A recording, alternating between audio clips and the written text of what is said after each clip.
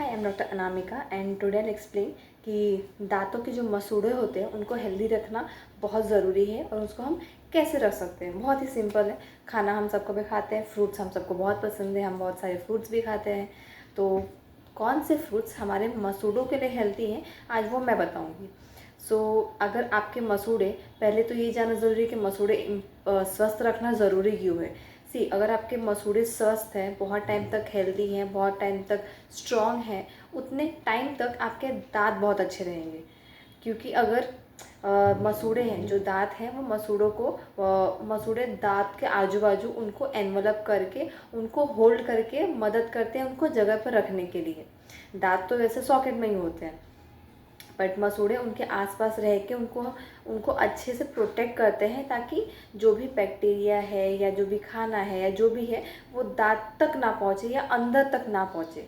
तो उस केसेस में दांत और मसूड़ों का एक अच्छा कॉम्बिनेशन बने रहना बहुत ज़रूरी है। अगर इन्फेक्शन होता है दांत को, या जो सड़न बोलते हैं दांत को, अगर सड़न होती है तो बहुत ठीक है, वो दांत तक इन्फेक्शन गया, दांत में सड़न हुई, हम उसको क्लीन करके उसमें सीमेंट भर के उसको बचा सकते हैं। लेकिन अगर मसूड़ों को सड़न या फिर मसूड़ों को कुछ इन्फेक्शन या मसूड़ों अगर कमज़ोर होते हैं तो वो एक मसूड़े का जो पोर्शन है वो धीरे धीरे फैल सकता है एंड आपके जो पूरे मसूड़े हैं वो कमज़ोर हो सकते हैं। एक बार मसूड़े अगर कमज़ोर हो गए तो दांत अगर अच्छे भी हैं तो भी वो लॉन्ग टर्म में लूज़ हो सकते हैं एंड वो निकल सकते हैं।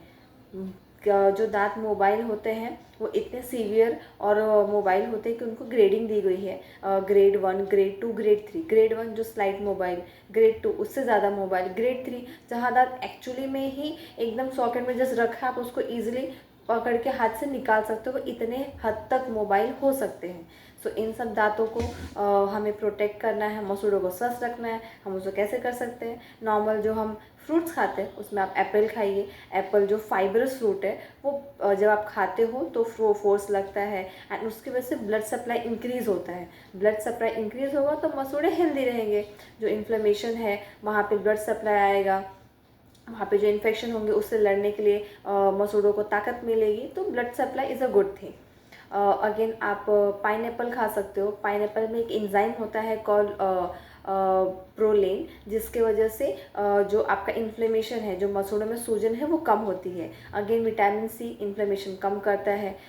देन आप मैंगोज़ खा सकते हो, स्ट्रॉबेरीज़ खा सकते हो, कीवी एंड पपाया। ये सारे फ्रूट्स आपके जो मसूड़े हैं उनको हेल्दी और स्वस्थ और स्ट्रॉन्ग रखने में हेल्प करता है।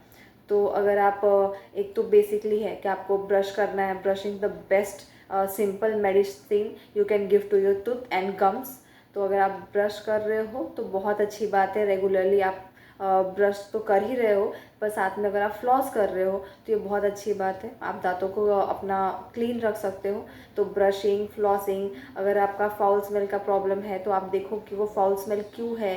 फॉर एग्जांपल अगर बहुत सारे पेशेंट को बैड ब्रेथ की प्रॉब्लम होती है तो वहाँ पे उनके कैलकुलस ज़्यादा होते हैं या फिर वो टंग क्लीन नहीं करते हैं, तो ये सारी चीज़ें होती हैं, क्यों है वो सब देखना पड़ता है। बट या अगर आप दांत को बचाने के लिए या मसूड़ों को सेव करने के लिए ऑरेंजेस बहुत ज़्यादा खा रहे हो तो then also it's a problematic, because vitamin C again acidic है और वो दांतों को इरोजन वगैरह भी कॉज कर सकता है। तो आपको हर चीज़ एक लिमिट में, एक सही अमाउंट में और सही तरीके से खानी होती है, तो आपकी चीज़ें हेल्दी रहेंगी। आपको फ्रूट्स खाने हैं और गम्स के लिए ये फ्रूट्स हैं। Thank you.